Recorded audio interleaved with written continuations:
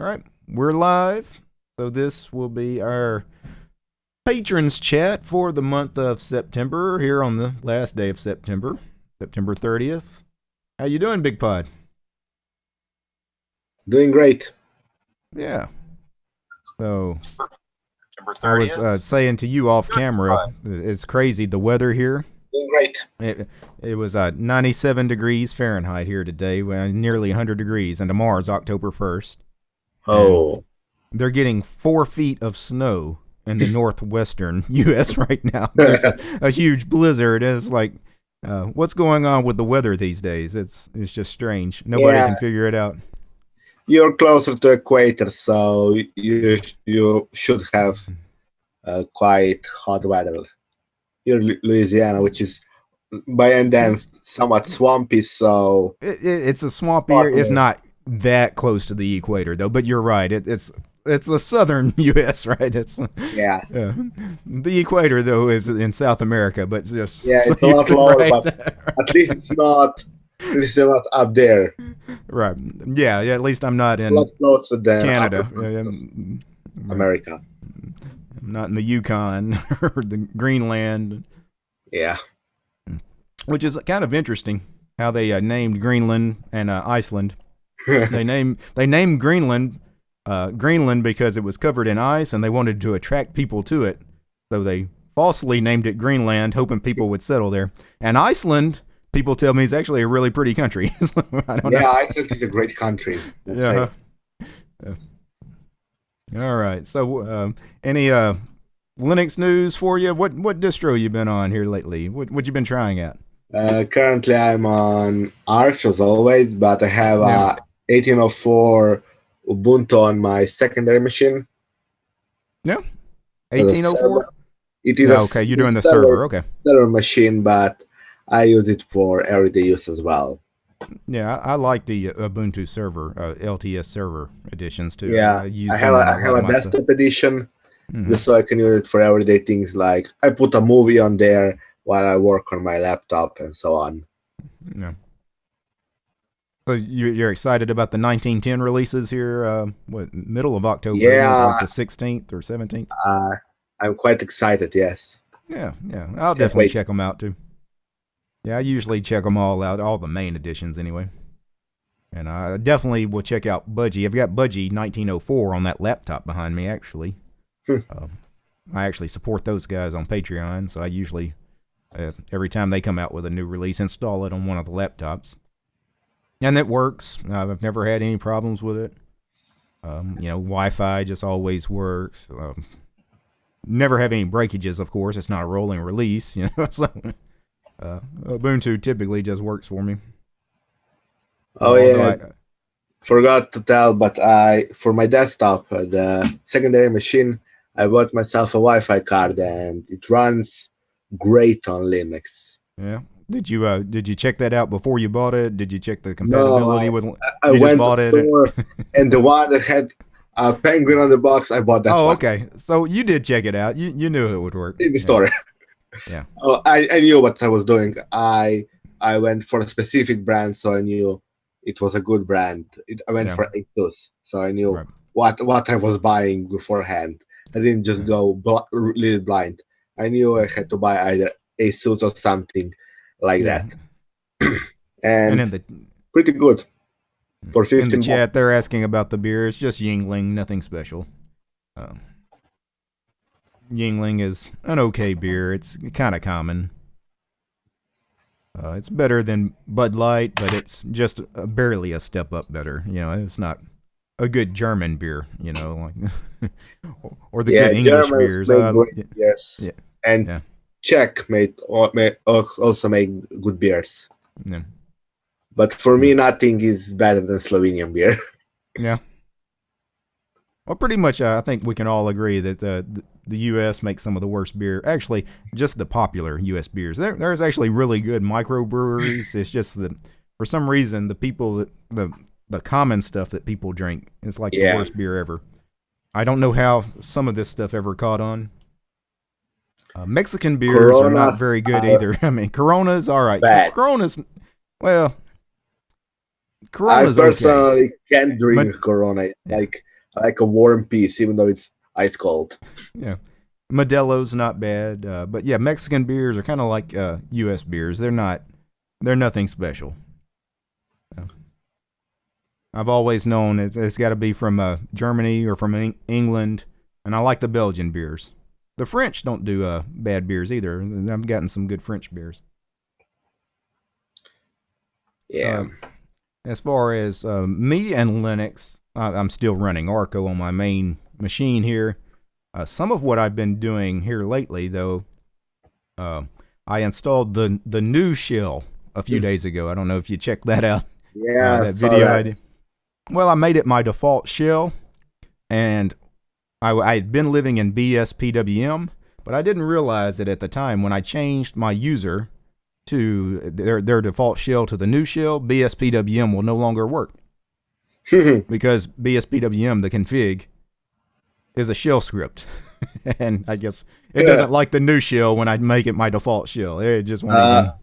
Just at the start, do hashbang / bash, and it will work. That's what I got to do. Yeah, either that or actually just change my shell back to bash. But maybe when bash launches, have it automatically switch itself to new on. Yeah. But it wasn't that big of a deal. All I did was I logged back into Awesome Window Manager today. So when I did that video about NeoFetch, how NeoFetch is bloated, I thought about something really, really, really bad, in my opinion. You don't like NeoFetch? I like NeoFetch, but I'm thinking of writing my own NeoFetch and doing my own fetch type program, but doing a bit of my own spin on it and making it a daemon. Yeah, so that would be interesting. Every so often, it makes a new script that is basically just an echo of an actual information. So it doesn't actually on start of the bash, it doesn't do any searching, any stuff like that. Just echoes that file and that's it. And daemon hold on just a second. Every hour or so. So the people on Patreon are saying they're having a problem with this meeting. I did notice that Zoom had an update the other day and it changed. Updated. You need to update Zoom because it has the new one with the password. I believe that didn't. Yeah, so if you don't have the password, what you guys could do is join on the web client. Probably still works, I would assume. Yeah, or just an update. Probably really easy to do. Just pull down the newest file and that's it. It has the packages for a lot of distros, even Arch, which is like really, really weird. Which really surprised me that they make an Arch package and distribute it through a download. Yeah. Let me leave these guys a message on Patreon to update Zoom if they're running an older version. Yeah, I do apologize about that. I knew that was going to be a problem, actually, as soon as I started the stream. When I went to send you the link, I was like, this is not, because everything was a little different. I got the link. I got beside that it was meeting password, but for me, it opened up normally. Yeah, I mean, I think it'll open up fine. But maybe it's a problem with the version. Everybody has to be on the same version of Zoom, maybe. I don't know. But I actually don't have the latest version of Zoom, also that. The latest, I don't have that. Didn't update my package yet. No. I have my own Zoom package. Didn't update it yet. I believe it's like a couple of versions old. So. And I normally don't update my AUR packages that often, but I did update Zoom the other day. I probably should have just stayed on the older version. I have automatic system that pulls down AUR packages and makes packages out of the scripts, so I can then just Pacman update, because I wanted to do something with CI/CD, and that was my first idea. So you guys that are patrons and are wondering if the the link I sent over on Patreon is not working for you. Zoom, I guess, had an update. They've kind of changed things now. The meetings require a password. So now I have to send you a link and a password. So you have to have the link and the password. For me, it was like a link, and inside the link there was a password. So it's like a bit longer link with. Yeah, it's a really long link now. Yeah. Yeah, that one is now I think if you have a password. Yeah. So Beta Girl is saying I'm using Zoom for Android and can't get in. Oh, well, that could be probably a problem. Yeah. Well, I don't know what else we could do other than try to switch to a different web conferencing piece of software, but obviously it's not going to be something we can switch to today here midstream. Yeah, it would take time, and it's probably a sync between versions of for desktop and for Android, because they probably have like, it's more important for them to do desktop application than Android, because they're trying to be a serious company with serious and most companies that would use Zoom type software use desktop, not they Android. Probably all be in the browser anyway. They probably just do it either browser or desktop application, and not phone application, because for most phone is really on the go if they're like on an airport or something like that, and even then they could easily pull out their laptop. Let's see. Ben says, I try to click the link in Derek's Patreon and it takes me right to the desktop client. Yeah, that's what happened when I tested it out too. For me as well. Just ask me what system what program I want to open it. It shows Zoom like automatically, and it opened up. Yeah, well, like I said, if people are having a problem with this today, maybe the next time I do one of these, I'll try something else. Because, I mean, Zoom, I've been thinking about doing something open source. Zoom is not open source software, but it's really good software. That's why I use it. It's probably the best thing for something like this. Yeah. But, maybe I could try Jitsi. People have asked me about Jitsi. I've used Jitsi before at joining other people's streams. It's okay. Not my favorite thing, but it's okay. It's definitely better than Hangouts was. So I hated Hangouts. I never liked Hangouts. I didn't like the audio quality in Hangouts. Didn't like the video quality. Like Hangouts either. Yeah. And then Hangouts, of course, you're limited. You can only have 10 people, which I don't know. Does Jitsi have a limit? I don't think they do. I know Zoom doesn't have a limit, or the limit's like 500 people or some crazy number we could never get to. They have a limit of how many people they can be on a page. When you have a full screen, if you have in a gallery view, there can be only, like, I believe on Linux client it's 25 people, and on the Windows client is 50. So then it goes into other page. So you have to click on next, and it will show you another set of them. We had that problem on Big Daddy Linux Live, so that's why I know. When we had like 26 people on there, and we couldn't see everybody. Yeah, so Ben is saying he has the same issue trying to open up the web client. I'm assuming he's saying maybe trying to click on the trying to use the web client. He can't. Let me test it. Yeah.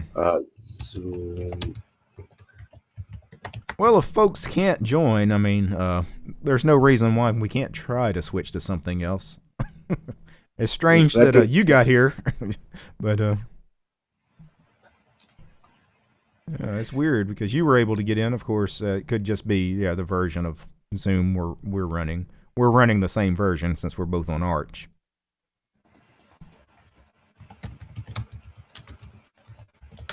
Let's see if I could come up with something else. Mine is directly from TarGZ, so it shouldn't be that problematic. Yeah.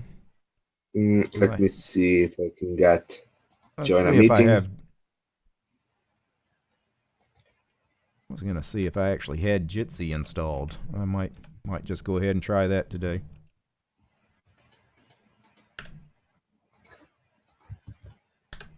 Yeah, we're gonna work something out. Yeah.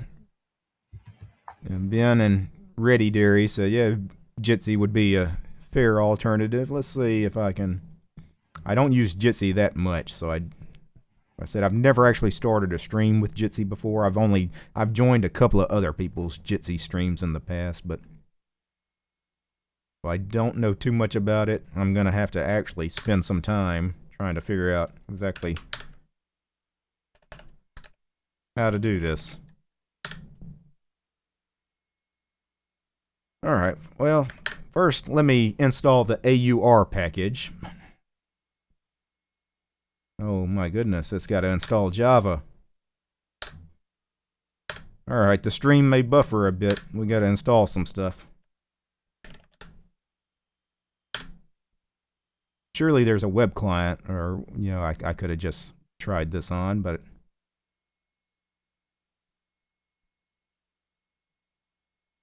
I don't know where to go. Alright guys, give me about 2 minutes. We'll get another stream going. Or not another stream. This stream will still be going, but we're going to close the Zoom link and we'll start something else.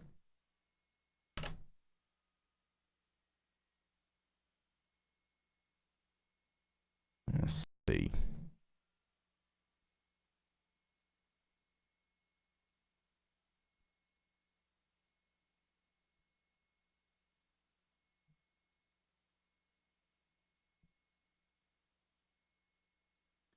All right, Big Pod.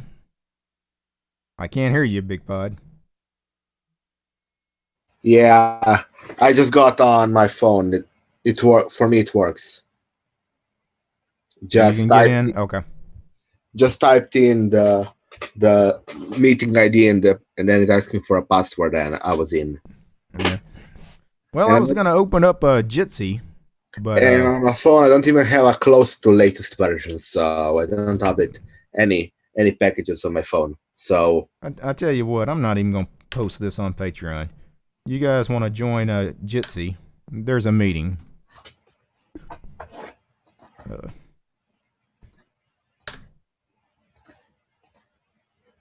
And we'll see if anybody can join that. Again, I don't know anything about Jitsi, so this may be a train wreck.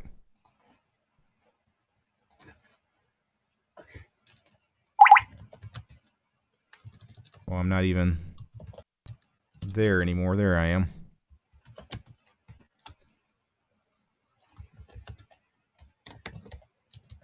It says it's failed to access my camera, probably because my camera is being used for this. Yeah. Tell you what, I'm going to have to close Zoom, and let's see if I can get my camera working in Jitsi. Yeah. So I'm going to go ahead and end this meeting.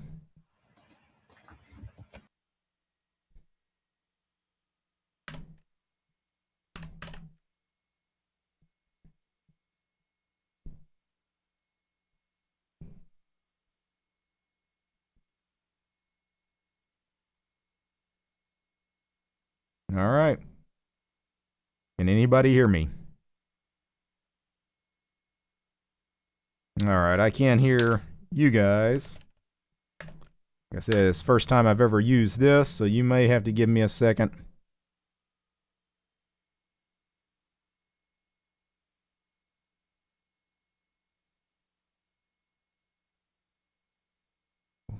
All right. Why is Jitsi not working?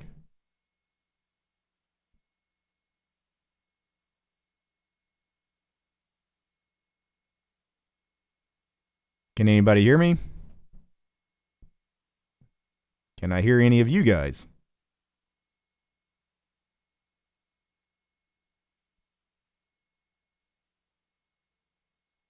Testing. 1, 2, 3. Test.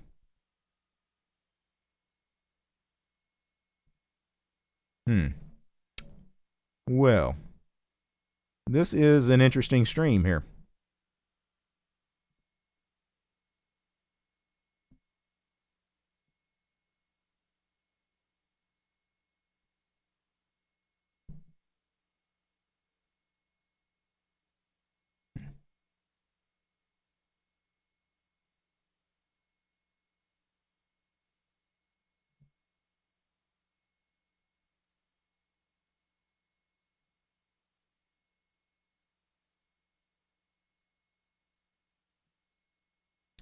All right. And this is why we don't do these things live, trying to figure out a new piece of software. It will not access my camera. I tell you what, maybe one of you guys that know Jitsi should start a Jitsi stream and let me join. That might actually work better. I have no idea why my camera's not working.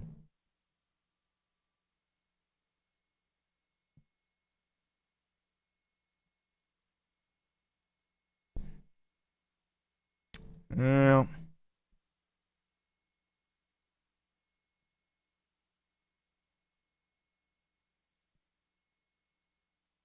can you guys in the YouTube chat, can you guys hear me? Give me a yay or a nay on that.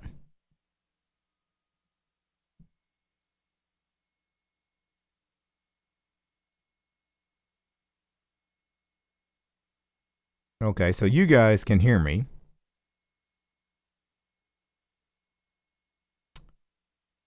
All right, so I don't know why this thing is not accessing my camera. And where do I go to even look at the settings? Oh, there it is. Okay, the microphone is not right. It should not be using that. Why won't it let me change, though? And the permissions are not granted to look at my camera. So I'm not getting audio or video, but I can't change anything. Clicking on either camera or microphone does not change anything. Why show me this if I can't change it? There's got to be some way to change that.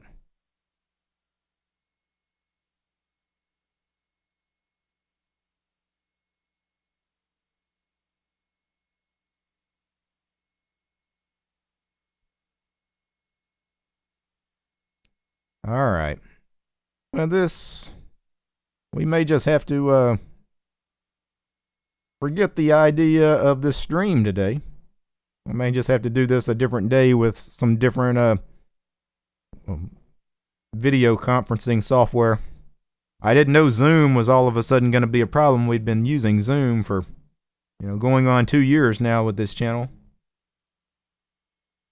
But you guys couldn't join it, so I was going to try something else, but I don't think Jitsi likes my hardware. It will not let me choose anything else here.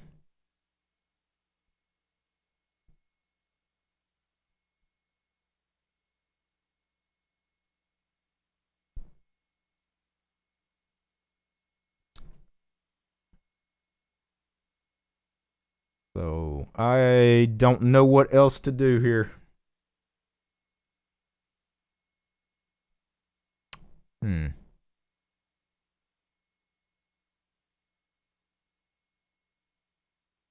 Ad blocker may be preventing. Let me turn the ad blocker off. Though I don't.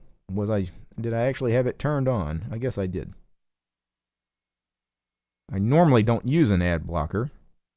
I'll just remove it completely and see if that helps anything.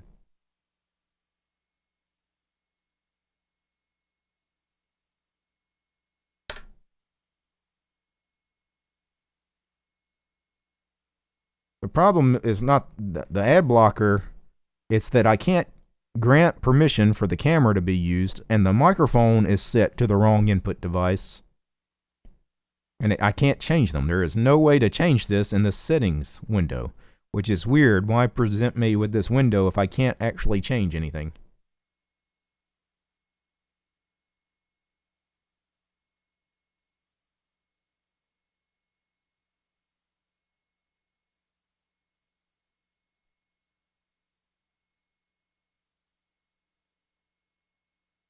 Maybe I should try a different browser. I used to have Vivaldi on the system, but I think I removed it the other day because I didn't need it anymore. And the only reason I had it installed was to occasionally join a Google Hangout when people wanted me to.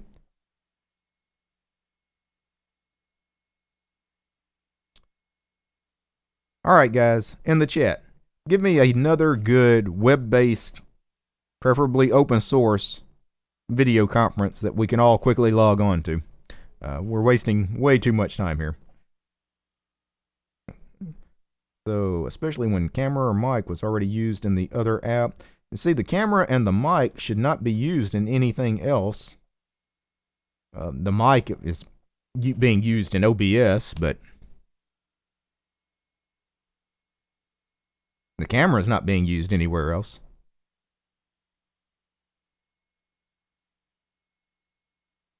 You need to allow camera permissions in Firefox. Well, how do I do that? I don't know.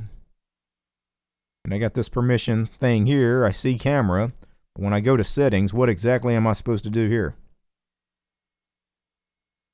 You can specify which websites are allowed to access your camera. Here. How about Jitsi? Can I add that? I don't know. Let's see.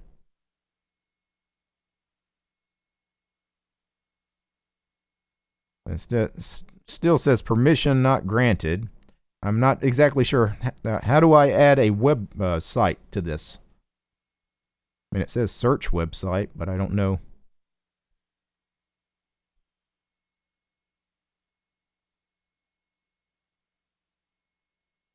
Huh.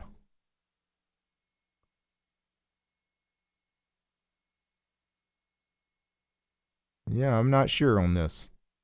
Yeah, if y'all are wondering, yeah, I'm trying to get Jitsi running because I had folks complaining that they couldn't join with Zoom, that Zoom was giving them a problem.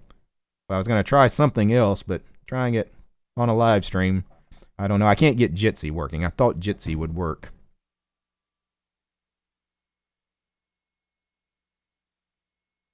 I'm going to move this to a different desktop. I got to read some messages.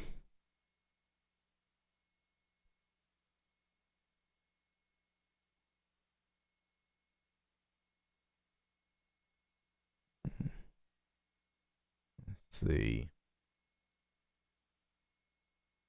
Yeah, somebody said don't use Firefox. Well, that's the only one I've got installed at the moment, so I would have to install a different browser. Which I guess I could. So, let's go ahead and put Vivaldi back on the system. It's proprietary garbage, but if I need something else, I need something else. So.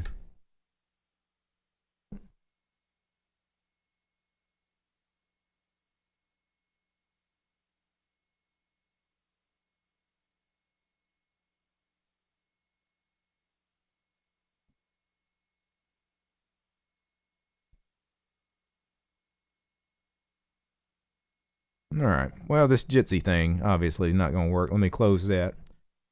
Alright, so somebody said riot.io. Let's see if this is any easier to get up and working. I'm not sure what I'm supposed to do here. Okay, we are Riot. Okay, that's great. Where am I supposed to go from here, though? Like, it has no way to start anything.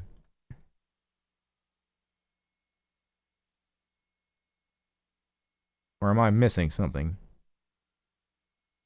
Oh, their language of choice is Python, but it gets even better. They're also fluent in JavaScript.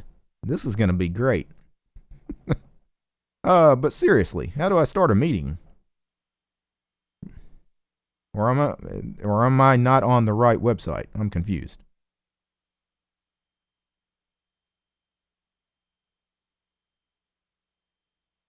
Oh, I have to install something. Okay, so it's not something that we can just join a website and do. Okay. Well, I was trying to do a web-based client for, since it's kind of spur of the moment, I didn't want everybody to have to go download something to join the chat here. I'm already installing Vivaldi, so I got to wait for that to complete.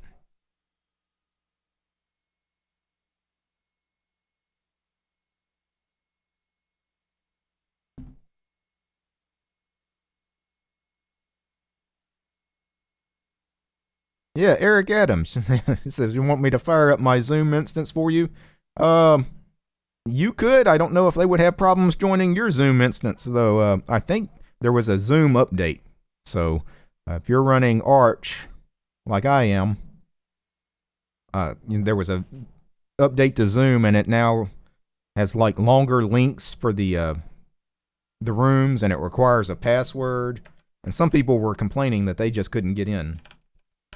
They couldn't get in with the desktop client or with the web client. Or somebody said they couldn't get in with the mobile client as well for Android. I don't know.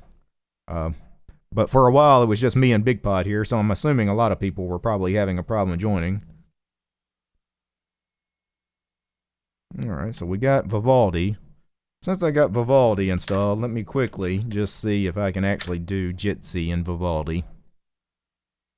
Since I took the time to actually install this thing.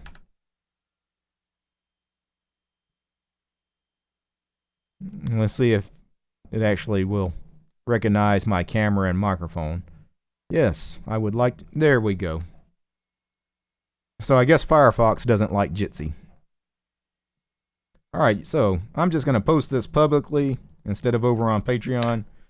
So anybody that wants to hop on, and we'll see if we can't figure this out.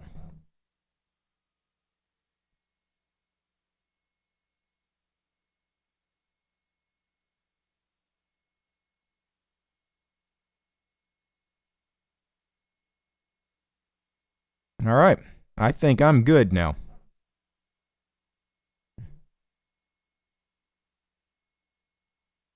So I got video. Although it looks like Jitsi is much like Hangouts. It mirrors the image for the person hosting the call. I hate that. For those of you wondering, yeah, the image is in reverse than what it really should be. Can you guys hear me? Is the audio working? I'm assuming the audio is still working.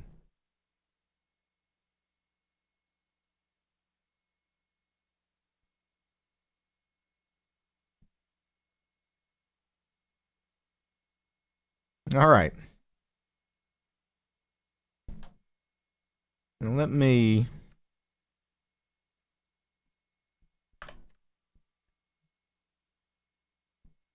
move all of this out of the way, the stuff I am not going to be using here today. Had Pavu control up and running just in case, pulse audio volume control. I thought I was going to need that, and I was right. Alright, I'm going to send one more post over on Patreon for the folks that are wondering why for the last 32 minutes they couldn't join the conference here. We'll just run with Jitsi. Just because it appears to be working. I'll have to remember that in the future in case Zoom gives us any more problems. That's my fault, to be honest. I normally don't update AUR packages. Normally I just stay on the old version, whatever I installed to begin with. But a couple of days ago, I went ahead and updated Zoom for some reason. So now I'm on the latest version, which apparently breaks compatibility maybe with some of their older versions that some of you guys have. Alright, we got a fellow Jitster. What a name. Alright, I cannot hear you. I don't know if it's a problem on my end or on your end. But let me make sure it's not on my end. It is on my end. Talk now, I bet it was me. Yeah, I can hear you now. Yep. So you can hear me? Pulse audio. Yeah, that's Pulse Audio for you. That was my end. So I think we're straight. Now I can hear you guys. You guys can hear me.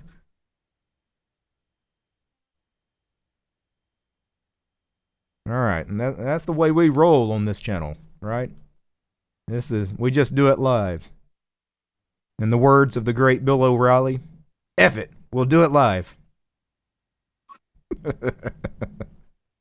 All right, let's see if anybody else we'll actually get in here.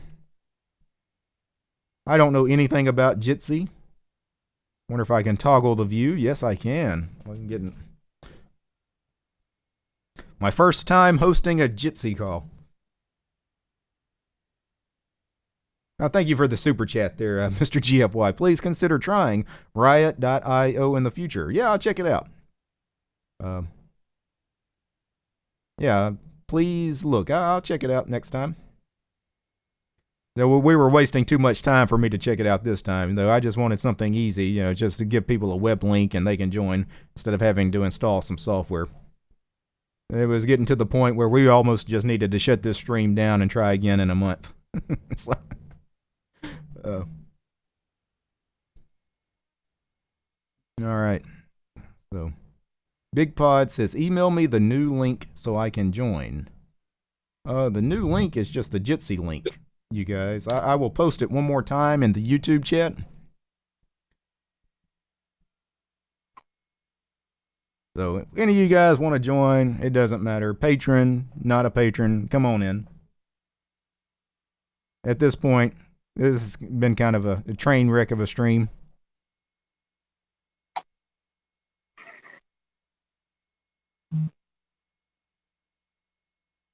All right, so we got another person joining. They are also named fellow Jitster, so we don't have names for anybody that's joining. And the second I just installed it on Android. Okay. And I don't think we have working audio or video yet for the third person that just joined us. All right, so Big Pod, DT, send me the link so I can join. Big Pod, the link is in the chat right above you. It says meet.jitsi. Brave zebras vanish recklessly. That's the link. Click it.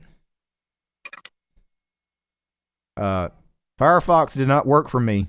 I used Vivaldi, so you might want to use a Chromium-based browser. I actually had to install Vivaldi just to do this. And you know, normally I would never install proprietary garbage, but the things I do for the channel. Tax action. Well done, DT. Kept a cool shaved head. Yeah.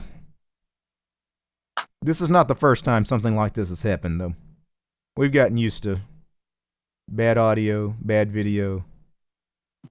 One time we did one of these where me and Big Pod and a couple other guys started the stream, and we talked for 15 minutes before we realized the stream was not streaming. There was a problem when I clicked the start streaming button in OBS. Nobody heard anything. Nobody saw anything. So these things happen. Yeah, Singa, didn't you use another app for this type of stuff? Yeah, Zoom, but we had too many people say they couldn't join the Zoom link. Nobody could join me except Big Pod. Everybody else was having a problem joining. I don't know what. It was probably something to do with a update to Zoom.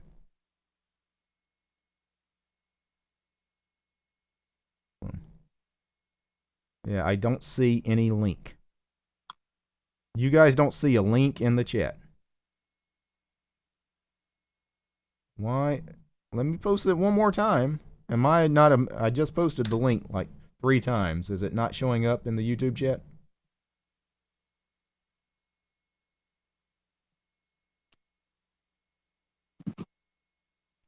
Yeah, that is weird. I'm posting a link in the YouTube chat, and it's not showing you guys. That is the craziest thing ever.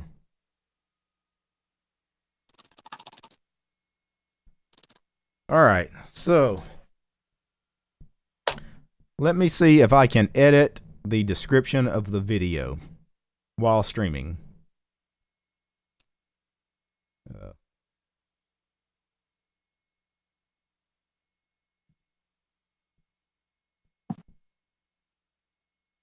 No link. YouTube kills a lot of links now. Yeah, but this is my channel.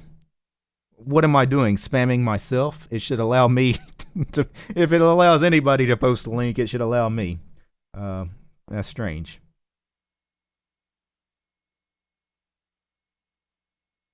All right, guys, give me just a second. I'm going to have to, I guess, post it in the show description, so you'll have to refresh the stream. All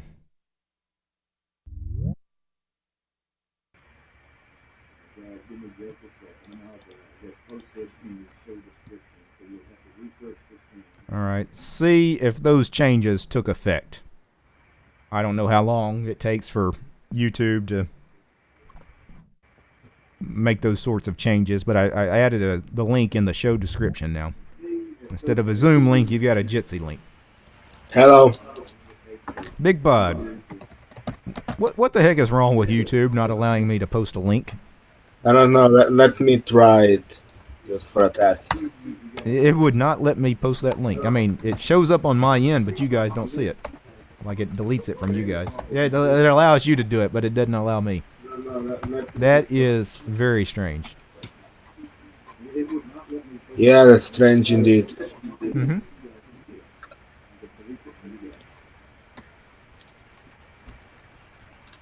Yeah. Yeah, and somebody said that this stream was a train wreck. Yeah. It happens. Funny All thing, right, so on my side, when I tried Zoom, I could get on with both my desktop and my phone. And on my phone, the client is like months old. No. Well, at least we got something up and running now. Jitsi is definitely working better than Zoom at the moment because we got other folks that were able to join other than just you. So without sound most of the time. Yeah. All right. So again, I don't know anything about Jitsi. So everybody is named fellow Jitster. How do we change our names? And that's settings, profile. Set your display name. Okay.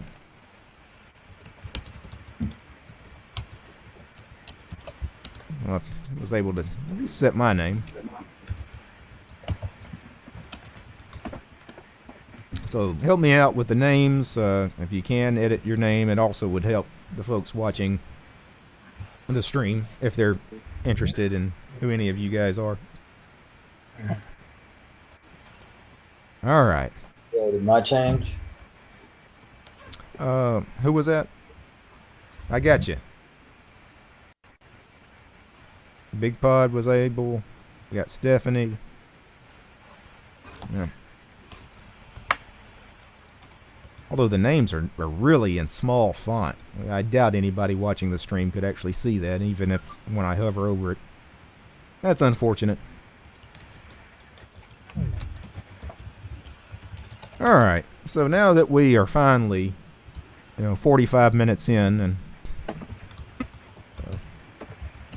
so let's talk about the big news of the week.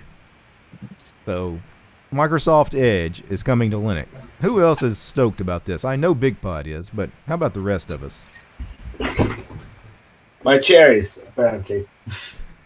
Any of you guys are interested in Microsoft Edge on Linux? You gonna try it out? You gonna install it? Is it gonna become your default web browser on Linux? Any of you guys are interested in Microsoft Edge on Linux? You gonna try it out? You gonna install it? Okay. Is it gonna become your default? We got somebody not wearing headphones, so we're gonna get some feedback with that. Oh, sorry. I'll mute my. Yeah, you'll have to be careful if you're not wearing headphones. It will pick up the speakers, so it's hard to do one of these without headphones because you got to find the right balance where the speakers are just loud enough for you to hear, but not too loud that the microphone picks it up. So it's for usually me, best.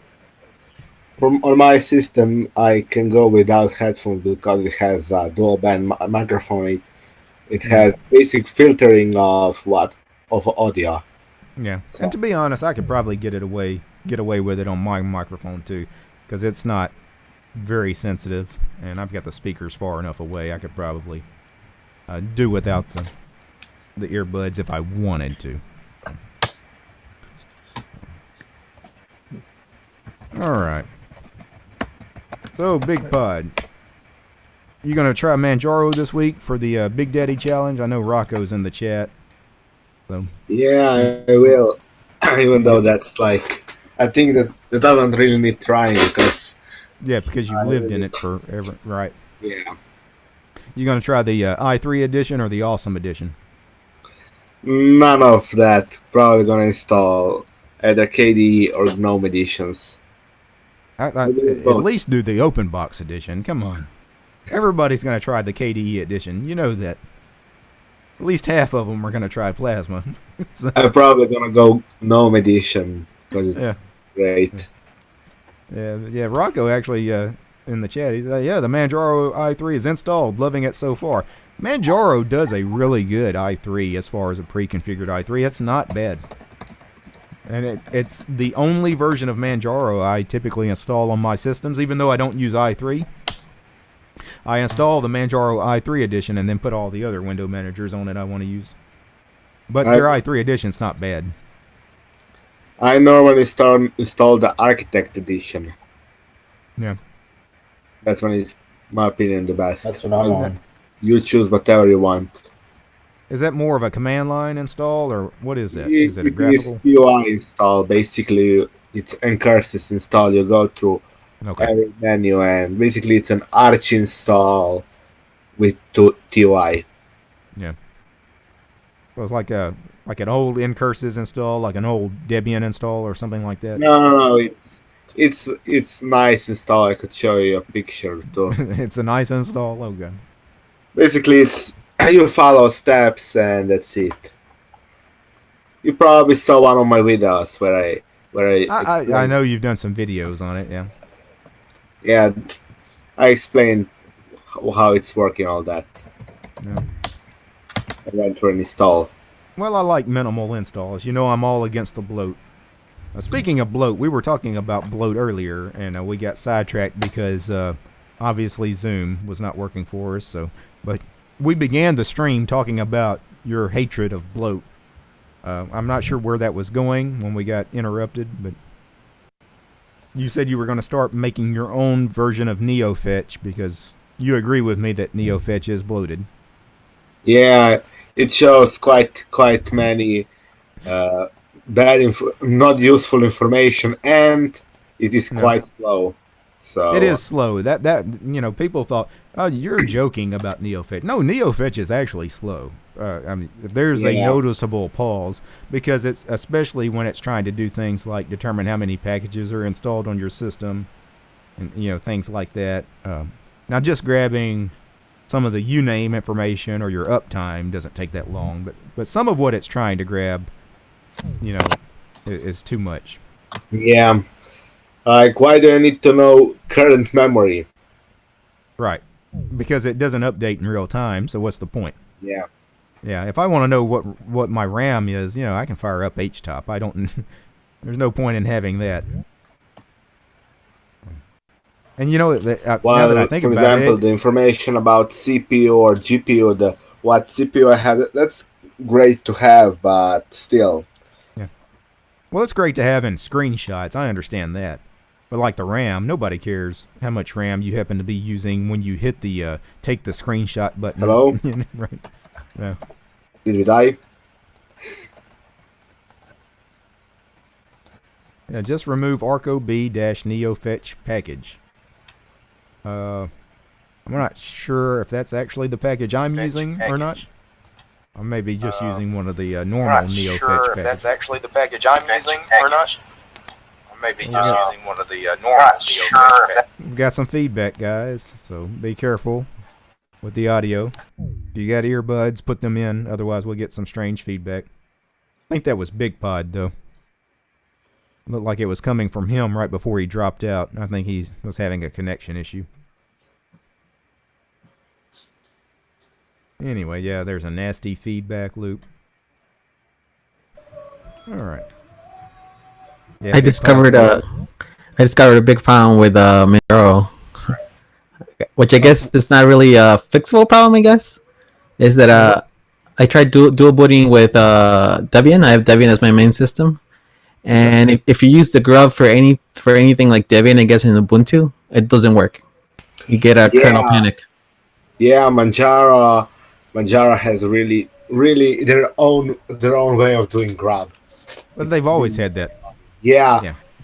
It's really annoying if you want to do something like have let's say Ubuntu as a grub manager. That becomes really annoying, and had to fix it myself a couple of times. That's why I switched to straight Arch. Well, you probably should just, if you're going to dual boot with Manjaro, maybe install Manjaro first. Yeah, that's another option. Yeah, I mean, sometimes it's not an option what order you install the operating systems. I mean, sometimes it just can't be helped. But if you know you're going to put 2 or 3 different distros on the same machine, yeah, just make sure to do Arch first. That way, I mean, Manjaro first. That way, you're not having that problem. Or if you have a UEFI, you could just select Manjaro as your boot option, main boot option. Yeah, I have BIOS, and I just installed Manjaro and let it have the control of the grub, and it works so far. But yeah, that was I'm like, what's happening? Is this like some kind of bug related to the new release? Because I even tried the 1804 one, but it's not. I found out later. I was searching that it's just a thing with Manjaro's grub. Right. It's a standard thing. Yeah, I've never had a problem with Manjaro and that situation. I typically don't dual boot though. I do have 5 or 6 different Linux distros installed on my main production machine, but they are all on their own drives, so that helps.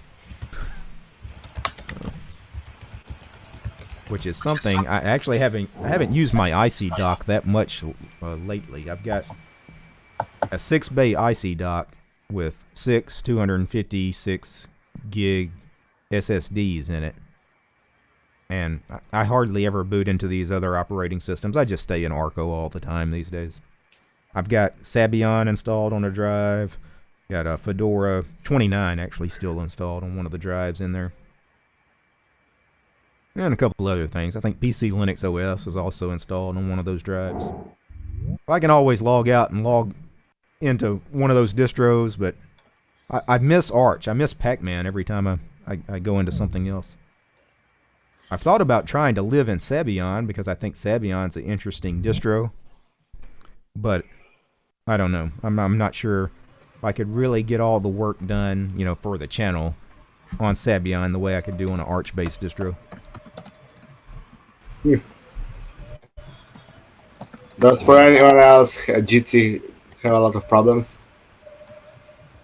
What problems with what? Jitsi, I keep losing sound. I keep losing sound too. I have to reload the page.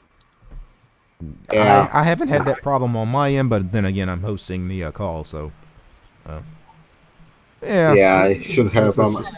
For me, even a video from you is that. Is the video from me is stuttering? You're not moving. No, you're just not moving. I have to reconnect every time to see you move. Huh. Yeah, because I'm not seeing it, so. Then again, I am using Firefox. And you're using Firefox? I could not get it to work in Firefox for me. I got it to work with Firefox and Manjaro i3. Yeah. Well, I would probably be using the same version as Firefox than y'all then. If you're on a Manjaro, I'm on Arco. Got to be the very latest version of Firefox.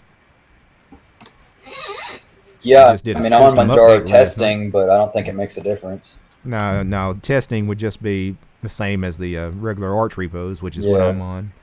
Yeah. Actually, it's not the same as regular Arch repos. It's I believe 3 days later. The testing is? So the unstable one is the one unstable is direct copy, yeah. Okay. I'm on 69.0.1. I'd have to pull up a terminal real quick to see what version of Firefox I'm on. Let's see. So you guys, it's a couple of days old version. Oh. I'm on the 69.01, the Snap version. Yeah, I was on 69.01 as well. I had to exit out of full screen mode. I had to go into floating mode on i3. Yeah. Otherwise, the little window wouldn't show up. Ah, okay. Yeah, I'm an awesome window manager. Okay. I'm an awesome window manager. When you talk about the little window, are you talking about the position window? The option, well, I wonder if we can actually screen share here.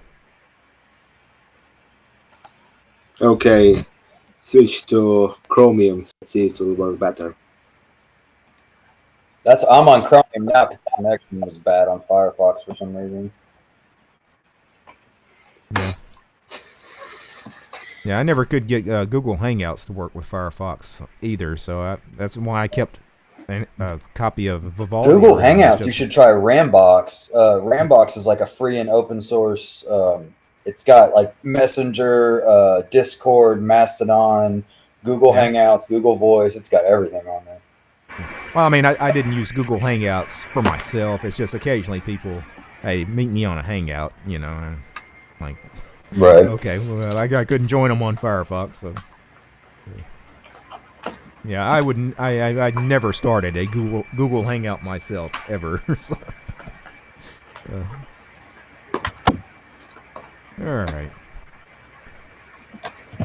Well, let's see what the latest Linux news is today. Catch up on some of the hot news. Obviously, the Ubuntu 19.10 releases will be out in about 2 weeks.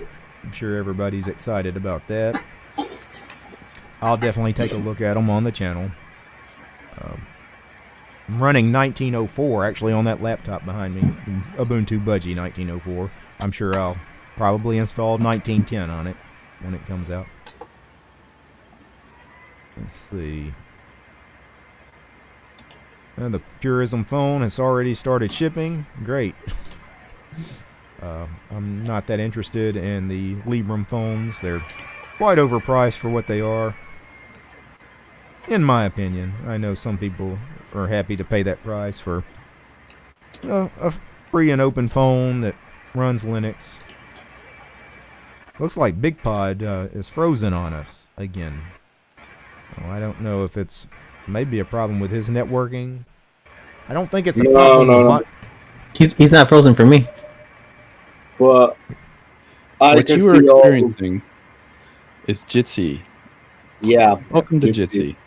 Yeah, because my stream health is pretty good. Derek, it has nothing to do. It has nothing to do with you, man. Trust me. I tried to do a stream with Surge on that Slackware install. Yep. Yeah, Jitsi. It wouldn't let him join, and we're sitting there. I'm like waiting for him to join, and I didn't know anything was wrong. He sends me an email. Hey, can I get into the meeting? Like, well, I don't know. Can you? And we're sitting there. I'm like waiting for him to join, and I didn't know anything was wrong. He sends me an email. Hey, can I get into the meeting? Well, I don't know. Can you? And we're sitting there. I'm like, it's so bad. It's so bad. Yeah, this is, and I've tried to use Jitsi before. I mean, I've joined other people's Jitsi streams, and I didn't like it. That's why I've never used it myself. I've always stuck with Zoom, just for whatever reason. That latest Zoom update, I guess, was causing people problems. Because when I started this stream, I had like half a dozen people message me that they couldn't join. The only person that could join for some reason was BigPod. He was able to get in, but nobody else could get in. So I had to find a quick alternative, and Jitsi made sense because it's a web client. You know, I just throw a link out there and everybody can join without installing anything. But oh yeah, I mean, I'm not obviously. It's not the greatest. You're right. I'm not impressed. Yeah, I mean, I'm not trying to criticize. I'm just saying, like, it is what it is. It's just, you know. Oh, well. Well, I mean, it's okay to criticize software. It's not like you're insulting the developers of that software. Well, I feel like my connection is always over a megasecond, and I'm getting like 200 kilobytes right now on my Polybar is what it's showing. It's been like that the whole time. Yeah. So the backend that Jitsi uses is actually built into clients like Riot. So I mean, it's used to great effect elsewhere. It's just that this implementation of Jitsi is, I guess, just open, free to use kind of thing. I don't know that they have that level of polish, but I know the code, like the back end of this, does work pretty well when it's. I wonder. And you can host. Would the desktop client work better than the web client? I'm not going to take the time to try to install it now and try it, but. I don't know, man. I'll tell you what, it's a tough chore to find an alternative to Zoom. I mean, it's really. No, I'm sure Zoom is probably what I'm going to keep using. It just, for whatever reason, wasn't an option today. I just updated my system like 2 nights ago, and I did update Zoom. Zoom had an update. I don't normally update my AUR packages, but I saw Zoom had a new release. I was like, I'll go ahead and update it. And then now to join Zoom, you have to have a password for your room. Like everybody, like when you start a new room, used to, it wasn't password protected. You could just put the link out there, people click it, and they automatically join. Now it's a really long link with a password. And so it's a new version, a little bit different version. And I guess some people, if they're on an older version, it's not working for them. You know how if you go under settings, there's the advanced options, and it takes you to the website itself. Mm-hmm. There may be something in there that they changed. Yeah, it could be. Yeah, I couldn't find anything in the desktop client itself as far as getting rid of that password requirement. But I would think just giving everybody the password, which is what I did, would solve that problem. But I don't know. Well, I have to say I really wish Zoom would step it up. And I mean, their Windows client and their Mac clients are, I don't know how many versions ahead. They're completely different. You can do so many different things in there. The Linux client is pretty underwhelming in comparison, unfortunately. Well, I need somebody to work out the bugs. So Rocco's still in the chat. He needs to update to the latest Zoom because I know he runs Arch. And he needs to see how it goes this weekend for Biddle. Just so you know, I don't run the latest version of Zoom on my system, and I was able to join, so I don't know. Okay. Let me see what version I was running. And funny enough, Rocco's actually not going to be hosting this week because he has a prior commitment. So It's on Dan. Maybe Dan can figure it out. But he'll be on like Ubuntu or something. Yeah, I'm on Zoom version 3.0.2917. I was on 2.9.26. Okay. Yeah, so maybe the version we were on didn't... that's weird. I don't know what the problem was. That's weird that you were able to get in, but nobody else. Yeah. Oh.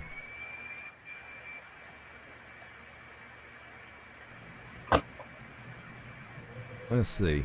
It's a setting that they recently changed on your account on the website. They just made this change a few days ago. That's according to Rocco. Yeah, let me actually try to log into zoom.us then. And I will see if I can't work that out.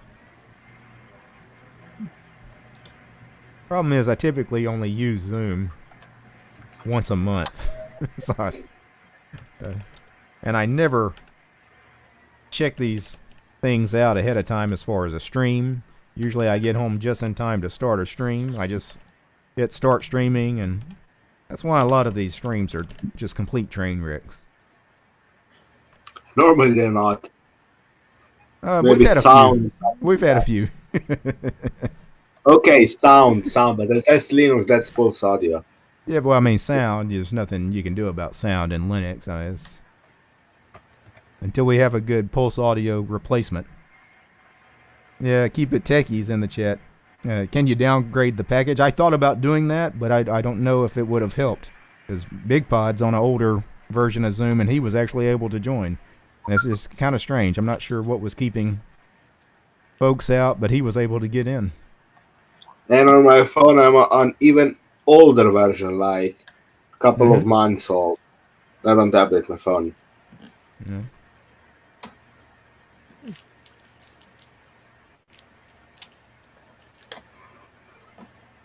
Yeah, I'm not sure. There's a lot of settings here on the website for Zoom.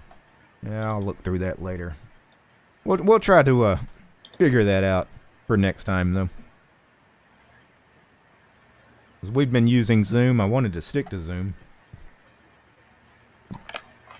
But the only option to sticking with Zoom is just not doing the stream today and try to do it at a later date, you know, maybe later in the week. But, like, already had this block of time. So, let's just use Jitsi for today. Yeah, downgrade package in Arch. Yeah, I could, but I don't know. Like I said, I don't know if that would solve the problem or not. Because BigPod was already, he was on an older version of Arch. I thought he was on the latest too. Maybe that was why he could join, but no, he had an older version already.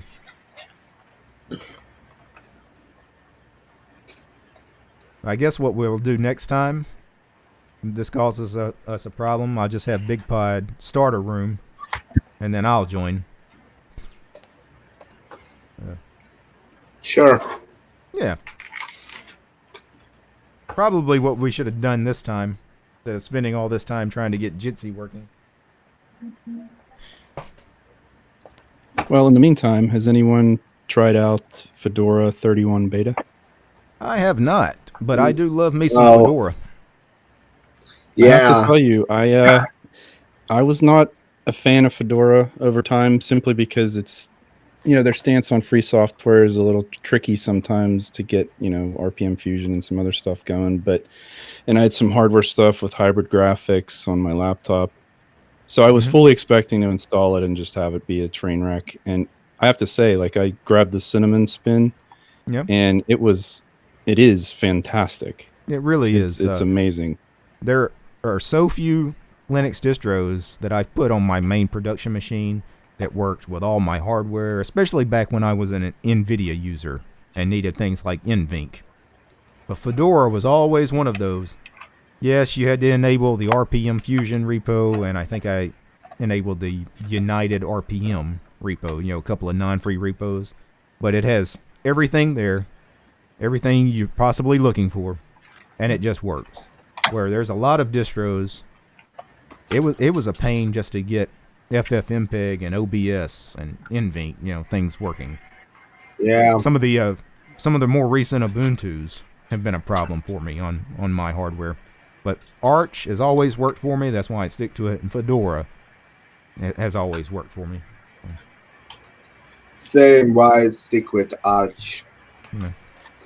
And I know BigPod has always been a big Fedora supporter, so I know he. But I will probably install the latest when it has an official release. I'll install Fedora 31 on my main production machine on one of my extra drives, because right now I'm running either Fedora 29 or Fedora 30 on one of these drives.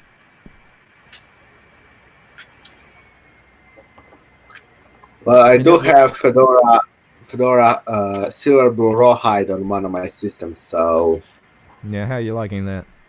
That thing is great. Is it? People keep asking me about Silverblue, that I need to check it out. Try it out. It's great. Silverblue is great. Yeah, it's just hard. Great, BigPod. Works great. I can break it, which is like always been a problem with everything. I can break it. I can break that. That's the blessing and the curse, though. Yeah. And people, when they ask me to, you know, change distros, hey, you need to live on this for a few months. Why don't you install Slackware on your main production machine, or install Void, or, you know, something like that? And I'm like, man, I've gotten comfortable with Arch. You know, I've gotten used to things just working. Why do I want to break everything? Why do I want to go back to having all these headaches, you know, problems I've already solved, and now you want me to unsolve them by distro hopping? I'm past that point. You mentioned your IC dock. I've heard other people say that they've had issues with their discs getting stuck and things like that. Have you had that problem? I've experienced it. I haven't had one get stuck where I couldn't get it out. But in the 6-bay IC dock, I've got a couple of drives in it that are a pain to remove. Like, I have to put so much force on them to get them out. I think I'm going to break the thing trying to remove the drives. So, yeah, they can be kind of tough to remove. And if you've handled one of these IC docks, you know, it's plastic. And it feels like it's fragile. Like you're kind of worried about breaking something when you have to pull that handle and it just won't, you know, that drive won't come out. And I get scared of putting too much force on it. Like I'm eventually just going to break it one day. They have another model. Oh, yeah. They have like... They have 2-bay models, 4-bay models, the 6-bay model I've got. It's besides IC dock, it's like it's called something else. Yeah, they do other stuff. And I'm sure. I wonder if it's a better build quality, you know. Yeah. Well, I know the IC dock brand itself. Probably not all of them are as tight. Like the 6-bay, you're fitting 6 SSDs in that one drive bay. You know, like the 2-bay dock is probably just fine. It probably is not a tight fit for the drives. I would guess. I don't know. I don't own one.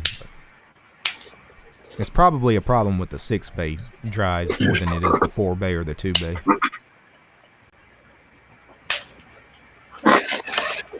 The biggest problem I had with the 6-bay drive on my old machine, though, is when you go to connect all those drives, you know, with the SATA cables, and you realize your motherboard, you know, only has, you know, about 5 or 6 spots, and you need 7, you know, for the drive that's actually in your machine, plus the 6 in the IC dock.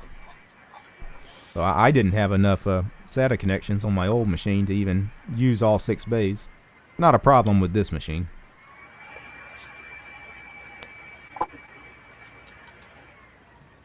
But it does make distro hopping a lot easier. It also, if you're one of those people that's worried about when you're installing multiple Linux distros or multiple operating systems in general, you're worried about overriding the wrong OS, being able to remove drives helps, because you can't override a drive that's not even plugged in, so you just remove your main operating system anytime you start playing.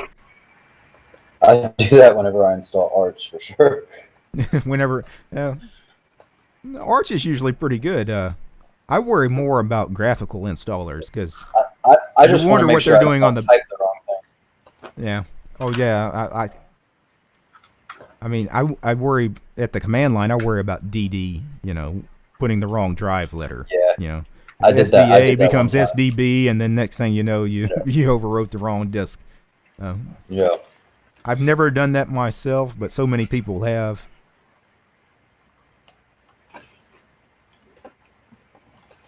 Let's see. Derek's machine is a Joule. Yeah, my machine's pretty okay. What model Threadripper are you using? That's the 1920. That's the 12-core, 24 thread. The reason I got that one is at the time when I bought this machine, they were running some crazy deals on that Threadripper. I mean, you could find it for under $400. Yeah, it's crazy what they are compared to Intel. Yeah, and this 12-core Threadripper, I'm telling you, I cannot slow this thing down. I'm doing this live stream right now using CPU encoding. I'm not using the GPU to encode to stream this. So I can stream, I can record, and I could open up half a dozen VMs right now, and that Threadripper, I could open up HTOP. It probably wouldn't be pushing 40% of the CPU. So I don't know why I would ever need like the 32-core, 64-thread one. Like, I can't imagine what I would do with it. Yeah, that's crazy. Yeah. So yeah, if you can find the 1920, if it's still the kind of prices it was a few months ago, if you can find it, I want to say I was finding it for like $3.99 at various places online. That's a steal. You won't find anything close to it in that price point. I mean, I know it's not even close on the specs, but the 1900 is only like $150 on a couple places, which is crazy. Yeah. Yeah, I wouldn't do Intel. I mean, what's the price of the i9s going for? Like some of the... Oh, it's insane. Amazon, like the 10 core. They're about Amazon has $500 for $200 right now. Derek, I was just shopping when I was getting my Ryzen stuff, and the i9 is it's just over 500, I think. Yeah, and which model is that? The K, it's the 8-core. The 8-core one, yeah. Yeah. I know they do the 10-core, the 12-core. Yeah, I was just looking at, in comparison to a Ryzen 2700X, like what would be another 8-core option. And yeah, the Ryzen was 250, I think, and the Intel was more than double. And to be honest, that Ryzen 8 core is probably more than you'd ever need. It's fantastic. Yeah, 8 core, 16 thread. I mean, like I said, even streaming video and recording video at the same time probably won't slow it down. No, I was streaming and recording on fast with just H.264, not even video, rendering, and it barely does anything. It's like 20% maybe. Yeah. Yeah. Chris Titus is in the chat. How you doing, sir? Yeah. What version of Ubuntu was that? The last one was that my 1904 video. I got my machine with this Threadripper about the time 1904 dropped. So when I made the video where I was going to check out 1904 just to test out the Threadripper, I made 6 VMs. I did Ubuntu, Kubuntu, Xubuntu, Lubuntu, Ubuntu Budgie, and Ubuntu Mate. I made 6 VMs, and I showed you all 6 running at the same time while I recorded the video. So I gave each VM a core, 2 threads, and 4 gigs of RAM because I've got 32 gigs of RAM. And I had all 6 running while I'm recording the video. And I still could not get that Threadripper to stutter. When I went back to watch the video, I found 1 or 2 spots where it looked like my camera kind of wigged out for like a split second. But there were only like 2 times in that 30-minute video where the Threadripper looked like it might have had a hiccup.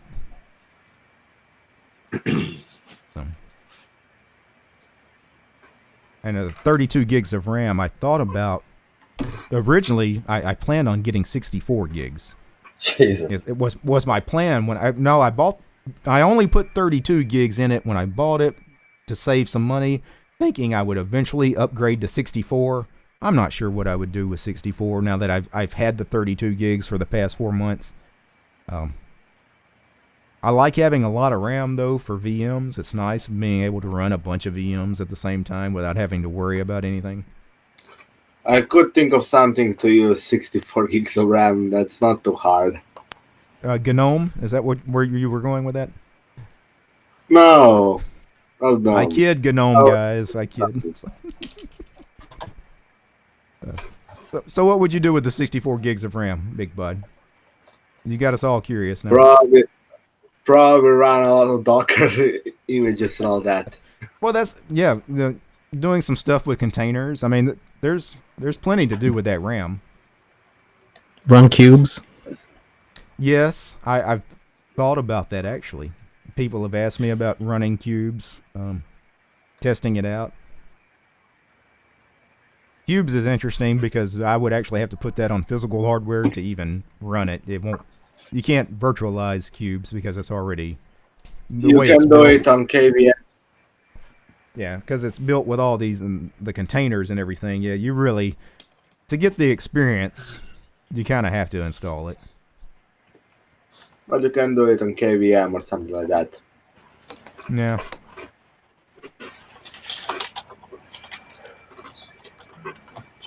Let's see, Mr. GFY, he hearts containers. Yeah, everybody loves containers. I think that's why people love things like snaps and flat packs. They're starting to bring that. It's bringing that cool container technology that used to just be for the server. Now it's bringing it to the desktop. Although I do love snaps on servers. If any of you guys are interested in ever setting up your own Nextcloud server, sudo snap install Nextcloud. Boom, you're done. Yeah. Don't worry about the LAMP stack. It's going to install Apache for you. It's going to install MySQL, all of it. So, and it's all in its own container. So I love me some snaps on a server. On the desktop, I could take them or leave them.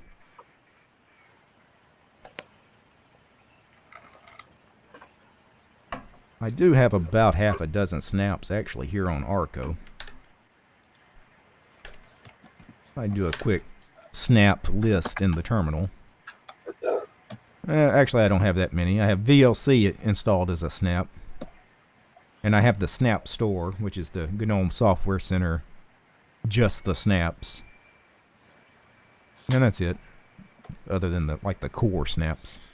Just 2 snaps is all I had. I thought I had more than that. Xonotic, the game Xonotic is also available as a snap. I usually install that as a snap. But I think on this machine I installed it from the repos.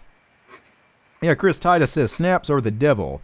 Snaps are probably the greatest packaging format we have in existence right now. I'm not even kidding. I love snaps. I know people are going to troll the hell out of me for that, but yeah, I'll take snaps over Flatpak, app image, over the debs, over the RPMs. I like anything. Are the best, especially over Flatpak. Yeah. Chris says no. They're not that bad, and they work great. They really do. Yeah. After initial launch, they work just as fast as native applications. Yeah, Hector says Snap is bad for Nextcloud. It's what I use for my Nextcloud. I've got a Nextcloud server. It works great. Yeah, I got a little cheap cloud hosting that I put Ubuntu server on, and I did a quick sudo snap, install Nextcloud, boom. And I've had that Nextcloud instance running for a few months, no problems. So I agree with you. Snap started as a server project, and they are fantastic on servers. Mm-hmm. But I do not have good luck with them on the desktop, particularly KDE Plasma. So, for what it's worth, they still are bridging that gap for some of the graphical stuff. Cursors, themes, all of that. But I do like the. Okay. I get that. Yeah. Yeah. Yeah. So I tend to use Flatpak just because it works better on the desktop side of things. But yeah, when I'm setting up a server, because I'm using Ubuntu servers for my websites and things, and Snap is magic. It's amazing. Like I never worry about like the GTK theme being right or anything like that. But I do notice that it doesn't respect theming sometimes. But for me, just because of what I do, I don't care. But I know a lot of people do. And I do know sometimes because of the sandbox nature of it. Like if you're running a snap that has to rely on another program on your system, sometimes I guess the container just gets in the way. It can't access like audio or video or whatever it needs. Yeah, so I've run into some issues. I'm not saying they're perfect, but supposedly in 1910. Yeah, supposedly in 1910 they've made some progress there. I haven't really had a chance to test it. I used the Blender snap and it works perfectly, but it has its own UI. So any snaps that have its own inbuilt UI, they're fine. It's where it tries to use your system's theme that it has some issues. Right. Yeah. When I built the Duplisig application with Snap, it was quite a chore to build it, but once I got it running, it works great. Mm-hmm. Yeah, and Duplisig, what did you guys write that in again? Was it your favorite programming language, Python, or was it your second favorite, JavaScript? I forget. It was in Python. but it's not my favorite programming language. And of course, that's a bit of a joke. It's become a running theme, though, on these monthly chats. At some point, me and Big Pod and whoever else is here get on to trashing either Python or JavaScript. Sometimes both. So, I love Python. Python's pretty great, but I get it slow and bloated. And JavaScript is great too. It just has no place on the web. It just slows everything down. Both enable really great technologies that either wouldn't be available or would be harder to be available. Yeah, I could do without JavaScript. That was one of those things. I don't know. The web was so much better before all of that. Just static HTML. No JavaScript. No databases. Just plain text. And nice optimized images. I miss the 90s. JavaScript is a security mess anyways. Yeah. Well, yeah. That's why I want people to switch to WebAssembly anyway. But WebAssembly. Oh. Yeah. I don't think that many people are going to... It is quite great because actually it is LLVM, or whatever that thing is, compliant, so you can compile it compile WebAssembly from C++, Java, Python, C#, Rust, and many other Java. It's not, but many languages you can compile into WebAssembly and get it running and in the browser, and it's really great. Yeah, Chris Titus says he doesn't trust Canonical and their accounts because the snaps are a centralized server. They remind him too much of Microsoft. Yeah, but pretty much all the repos from all your distros are centralized servers. I mean, I have to trust the Arch servers when I do a sudo pacman, SYU. You have to trust Debian when you sudo apt upgrade. I mean, at some point you have to trust somebody. If you don't trust the maker of your distro, you shouldn't even be on that distro. Even though Flatpak is decentralized, everybody uses FlatHub for everything. Right. Yeah. So it's basically one central place for internet is centralized. You can't get away on internet. Even if you go for so-called decentralized, in most cases, instantiate is not actually decentralized. Before, the Flatpak guys had FlatHub, they wanted to do this decentralized thing, and people hated it because you couldn't find all the Flatpaks because they were just scattered everywhere. Yeah. Whereas snaps were all in one place, and people were like, why can't you do that? So now they've got the FlatHub now with pretty much everything in it, and it's so much better. Nobody complains about FlatHub. I thought Chris was a Windows sysadmin.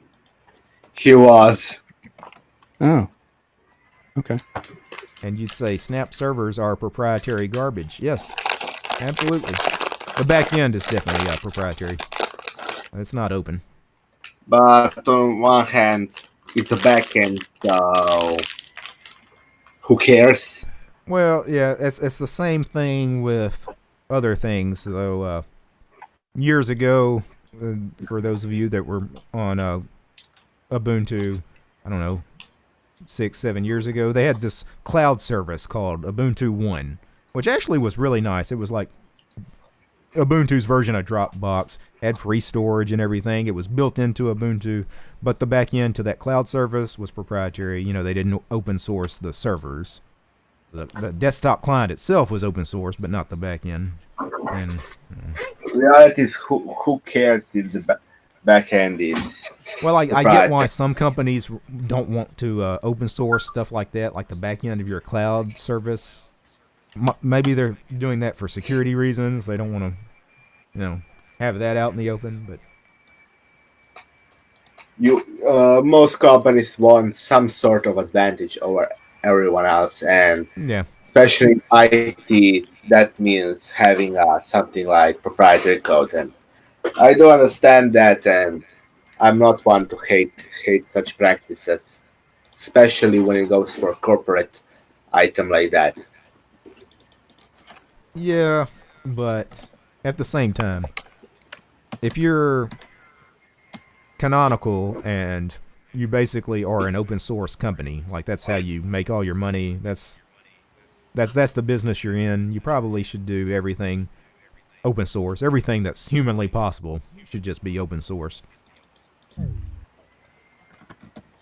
Yeah, but sure. Something like backend of a service that is basically only used by you doesn't need to be open source. Oh, no, I get that. As a consumer, would anybody care? No, but it for people, ideologues in the community, for example, they care.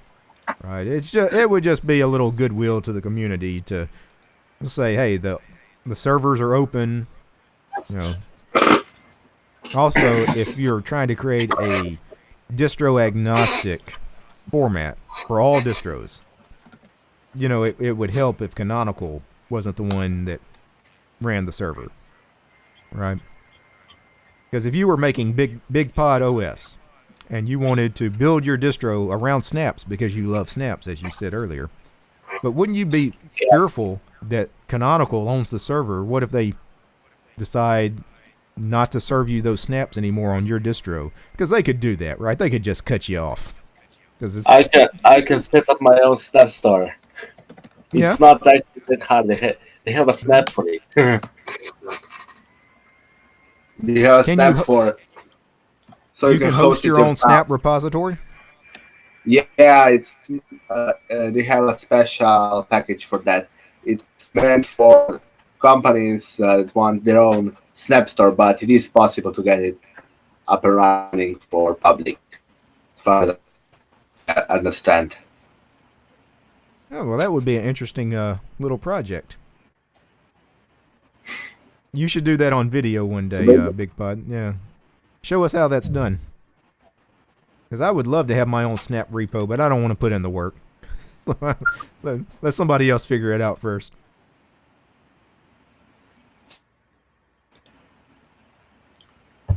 I know there is, but never really looked into it that much.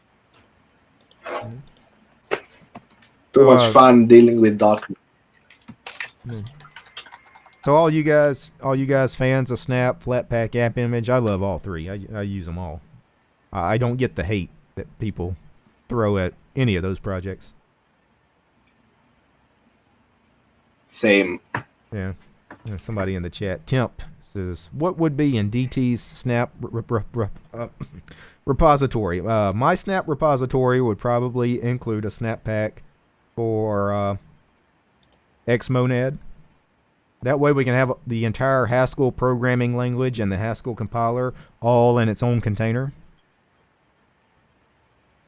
Yeah, but that would be kind of problematic to Snap, in my opinion.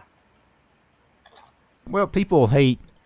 One of the complaints people have with something like Xmonad is, I don't have any other Haskell programs on the computer, and I have to install hundreds of megabytes of Haskell just to run this program.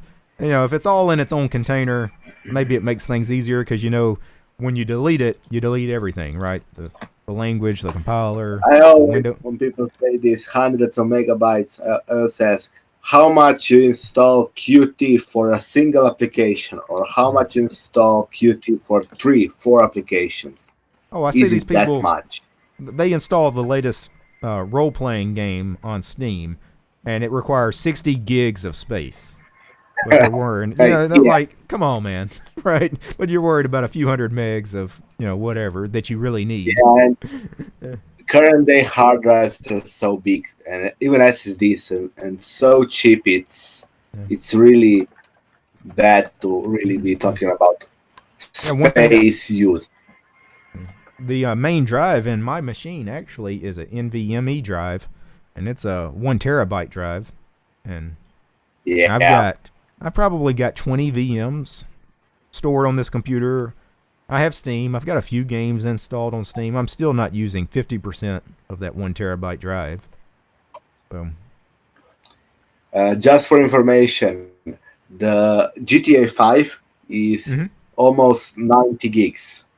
90 gigs, wow. Jesus, 90 gigs. Yeah, that's becoming norm, though. Yeah, 89 point something. When you look at some of the requirements for some of the latest games, the big AAA titles, that's becoming normal. I'm seeing a lot more, 40, 50, 60 gigabyte requirements.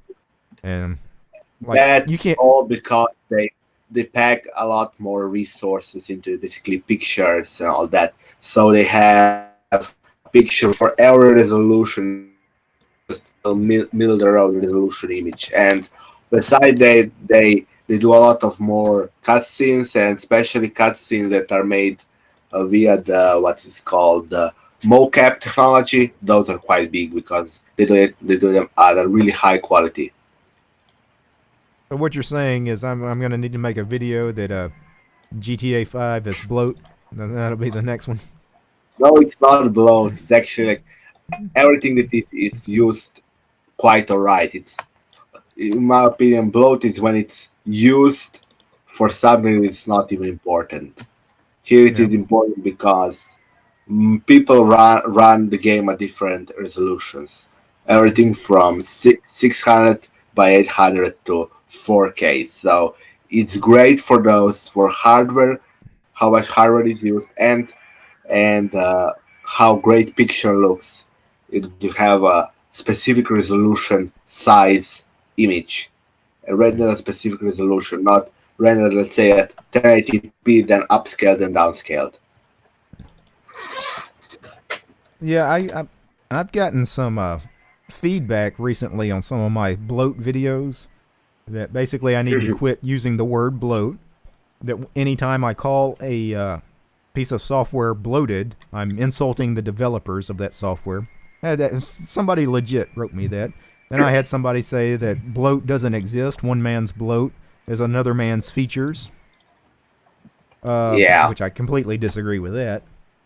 And then I had somebody respond to one of my Ubuntu videos from way back, months back, maybe a year and a half back, that says he would never use Ubuntu because it's the most bloated distro he's ever seen and it has so much software installed by default. And I don't know if you guys have checked the size of the Ubuntu ISO, but isn't it like right at 1 gig? Like, where do these people come up with that is bloat? Like, go pull the 4 gig OpenSUSE ISO down and tell me what's a bloated distro, right? Even Manjaro is very bloated compared to Ubuntu, and I love Manjaro. But to say Ubuntu is bloated is one of the most ridiculous things I've ever heard. Yeah. As I said, one man's bloat, another man's feature. It's like bugs. One man's bug is another man's feature. Yeah. I know people at Microsoft have a problem with C# and other programming languages. Windows is bloat. Okay, yeah, that's true. I know they have the problem. Microsoft have a problem with making C# and .NET because they have one of the main Microsoft rules is backwards compatibility. Everything must be backwards compatible forever. And I know C#, the main C#, they said a couple of times that they have to be really watching to not break older versions by fixing bugs, because maybe someone relies on that bug for their software to work correctly. I will defend people, though, that want backward compatibility with their programming language, because I've been in situations where I've had things break on me because the new version of whatever, Python, Lua, I'm looking at you guys, breaks, things that used to work. So, and when you've had to rewrite fixing the stuff. Yeah, when you've had to rewrite several hundred lines of a script because the programming language changed syntax on you, that's frustrating. Nobody wants to do that.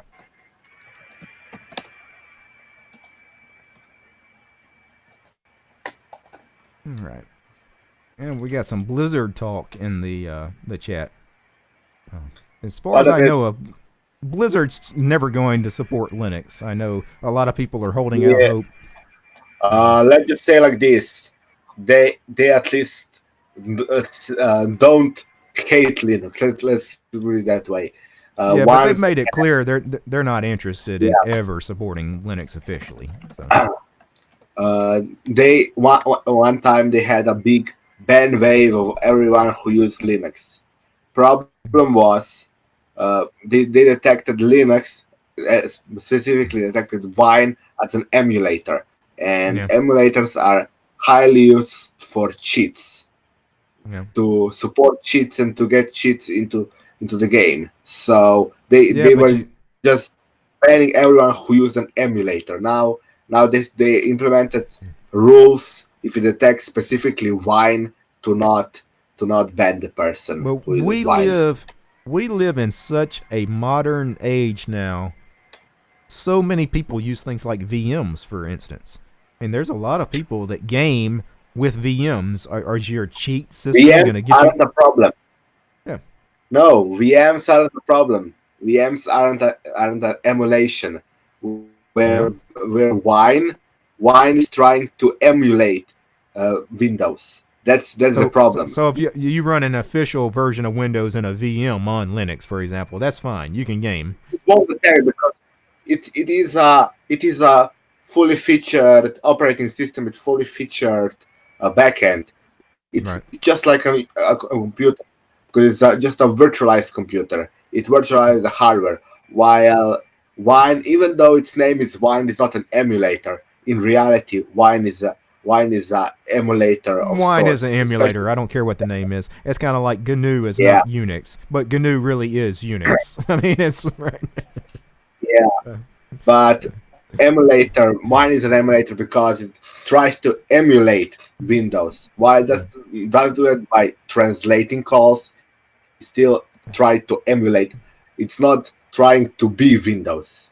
To be Windows as a virtual machine, it is trying to copy Windows. Oh yeah, you made them for example, VSL, the Windows subsystem for Linux, that is not an emulator because it uses in the backend it uses a virtual machine. Okay. It's all semantics. I mean, as somebody was pointing out, Telcerus in the chat had the same thought. Yeah, it's all semantic. Whether you call it a emulator or abstraction layer, compatibility layer, or whatever you want to name it, it's that is the same thing, really. Yeah. What is it doing? It's trying to pretend like it's Windows, so you can run Windows programs on it. That's at the end of the day. So. RMS is angry after hearing that. What, the GNU is not Unix, but it really... Well, when the GNU guys named GNU that, they were trying to build a Unix replacement, a free Unix. And it was a joke to those guys when they named GNU, because GNU is not Unix. The reason they called it that is for legal reasons. They wanted to be clear. Yeah, this is Unix, but it's not really Unix because you could sue us if it was... Yeah. It looks like Unix, but it isn't Unix. That's the catch. And in reality, it is Unix. It's trying to be Unix. They named it that tongue in cheek, right? It was. Yeah, it was a joke. It was a development joke, nothing else. Yeah, and Windows is trying to pretend to be end user friendly, says Telcerus. I think Windows is a end user friendly product. I don't think that's the problem with Windows. Probably more than Linux. Yeah, that's more of a problem with Linux. I would agree with that, Big Pod. Windows problems are not being noob friendly. The Windows problems are privacy, security. It's trying too much to be right. Friendly. Yeah. And it dumbs some things down and makes it a problem for most users. Yeah, it's not the stuff that you see in Windows that's the problem. It's the stuff on the back end that you don't see, that most end users don't care about. Actually, people like us would care about. But funny thing, I had a lot of good experiences, or at least people had a lot of good experiences with Windows automatic updates. why especially those who I administer, those had really good experiences with those. And plus, I don't have to every month go and fix their computer because they forget to update and then at one time do 100 updates. Yeah. Oh, and you know what that is great? Automatic updates. You know what operating system has had automatic updates though for like decades? It's like they're stealing stuff from Linux. I mean, we've had so much of this stuff way before. And it's like we had workspaces way before Windows and Mac ever thought about having workspaces. There's so many things that Windows is trying to adopt now. Of course, I think the next version of Windows, Big Pod, it's coming. Watch, they're going to base it on the Linux kernel. I'm calling it right now. Next version of Windows is actually based on NT kernel. Like, no, they're ditching the NT kernel. I can say that with 75% absolute, the next version of Windows, if it will happen, will be on NT kernel, because NT kernel isn't actually the problem. The problem is everything in front of it. Yeah. And the chat, Chris Kelling was in the chat. I can't get Zoom to work with the link provided, so here, take my money. The reason you can't get Zoom to work is because nobody else could get Zoom to work earlier, so we went to Jitsi. So we were having some problems with Zoom, so it's Jitsi we are on, and I can't post the link, but Big Pod, if you can post the link in the chat, maybe Chris can join us. Yeah, we won't be on too much longer, probably about 15 minutes, but if you want to hop on, Chris? One of the things I read that why Microsoft doesn't actually support their system, their Windows system, is because they want to move people to what's it called? The window virtual thing on Azure. The problem is that is That's the catch. It still uses Windows images. So if they are wanting people to move to that and removing and destroying Windows, they're basically shooting themselves in the knee. Yeah. And when talking about switching kernels, why would you want to switch from the NT kernel to the Linux kernel? Well, how about this? Because you no longer have to do all the heavy lifting if you're Microsoft. The kernel team, the Linux kernel team, is doing so much work that Microsoft right now has to do maintaining their own kernel. Not really. It's a lot less work for Microsoft than it is for kernel and there is Linux kernel team, because Microsoft doesn't actually have modules for every single piece of hardware in the world. But that's actually a good thing. They've got so many developers now working on the Linux kernel, Microsoft does, because of all those instances of Azure, that are running Linux now. Like 60% of them. Now that you mentioned that, I got a comment or something. A lot of people don't understand why the 50%, more than 50% of Azure is Linux. Don't understand what it means, because they think that Azure itself is running on Linux, which is wrong. Right. Is on Windows Server environment, Windows Server images running Microsoft's virtualization host called Hyper-V. And on top of that, they have additional Microsoft proprietary control systems, control layer. Then on top of that, there are virtual images, basically virtual environments. Everything is a virtual environment, and 50% of user-defined virtual images, virtual systems, are Linux, where that number is actually highly inflated because that number is highly inflated if it would be actually user-defined, just from virtual machine and virtual machine scale to server where mainly virtual machines are user-defined. It would be a much bigger match, if not actually Windows, because one of the services Azure Kubernetes service runs only on Linux, and you actually control the virtual machine. So it creates, I don't know, let's say you have 10 machine cluster. You will create for you 10 virtual machines you have access to for that cluster. And that's actually what inflates the numbers quite a bit, because the Azure Kubernetes service is really popular service. And what I've seen, the numbers began highly rising when AKS started for Linux. The numbers, how many Linux is in began rising with AKS. The numbers may be inflated, Big Pod. You may be right about that, but one thing we know, the numbers keep increasing every time they do a survey.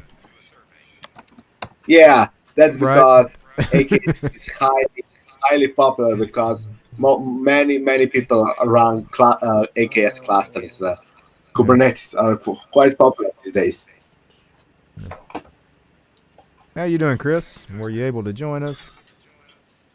I don't know if he's got working I think so. audio. Yeah, I hear you.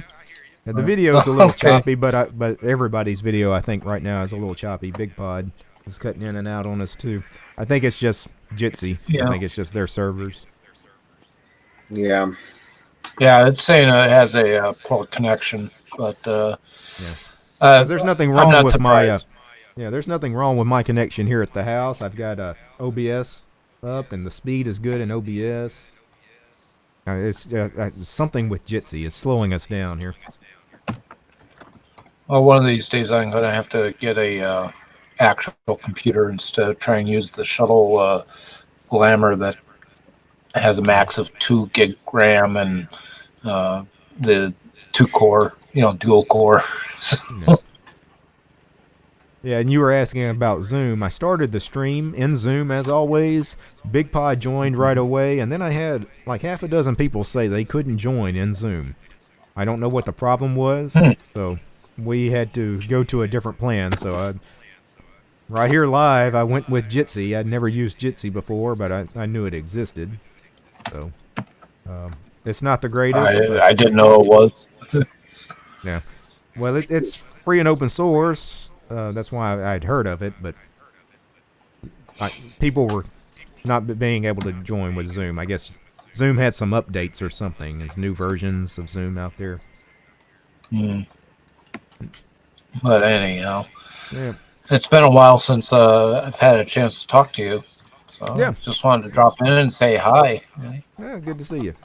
I was telling Big Pod early in the stream, or maybe off camera before we started streaming, I have to work almost every Saturday these days, so I haven't been able to join Biddle in a while either, so which is typically where I get to hang out with you and Big Pod and see you guys over there every Saturday.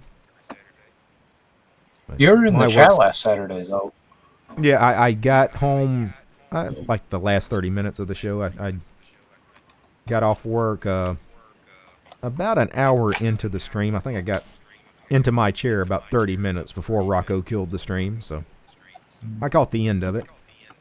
Still need to go back and replay the whole thing. I was asking Big Pod earlier. You could have come in for the... I was just saying you could have jumped in on the post-show, too. I mean, you would have been... Yeah. Yeah, I couldn't join the stream, but here I am in the post chat. All right.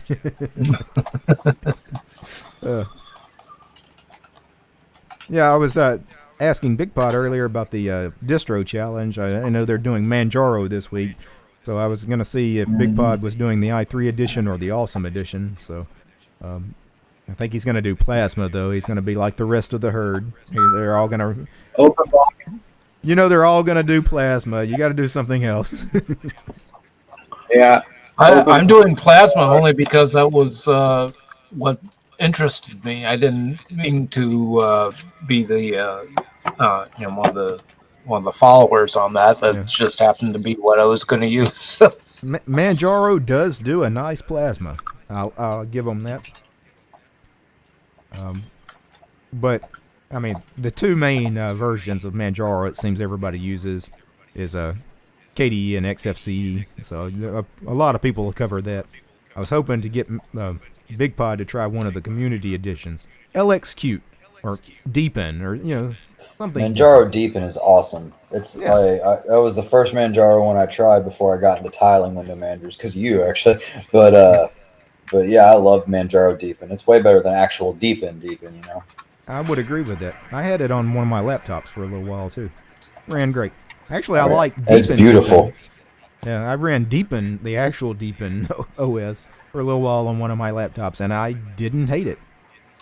No, it's not bad at all. Mm-hmm. I've run Manjaro with the cinnamon, which is fantastic. Yeah. Yeah, appreciate the super chat there, IB. He's got some gastrointestinal issues today, but I do appreciate the $2. First time I've ever been trolled with a super chat. But hey, if you want to pay to troll me. Gnome for life, says Moro there. Gnome is... I'm not even going to joke anymore. You guys know my feelings on Gnome. 3.34 is a little bit better than other Gnomes I've tried. Is that going to be the version that Fedora ships with when it's 31? Yeah. Yeah. So I will definitely check that out because I'm going to install the new Fedora once it releases. Yeah, i3 Manjaro leads to a 404 now. So I'm guessing the web page for Manjaro i3 is down. If you want to install Manjaro i3, all you have to do is get Manjaro Architect, and if you choose i3 from the desktops, it gives you the full Manjaro i3 version with like the conky and everything. No.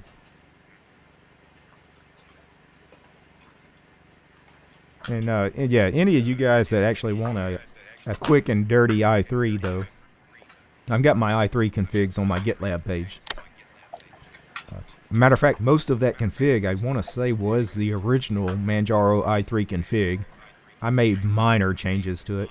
The main change I made to it was I got rid of that horrible JKL semicolon thing and put it back to the normal HJKL keys. I've never understood why the i3 guys insist on having that key binding. Because there is nothing that frustrates a user more than constantly hitting that J key thinking it's going to be down and it goes to the left.